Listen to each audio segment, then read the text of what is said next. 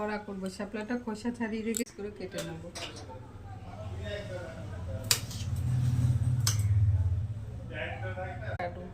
এরকম করে ঝাঁটার কাঠির মধ্যে গিতে গিতে দেবো।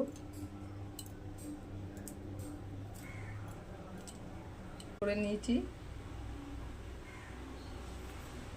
দেখেছি ফুলেরও বড়া করবো। ফুলের মাঝখানে এই গোটাটা এরকম চিপে নিতে হবে, তাহলে ছড়িয়ে যাবে ফুলটা।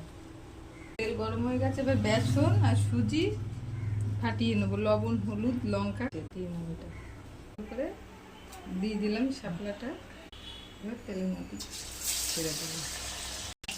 হয়ে গেছে ফুলে শাপলা ফুলে, এটা ফুলে শাপলা ফুলে উপরের পাপড়িটা ফেলে দিয়েছি। বড়াগুলো হয়ে গেছে,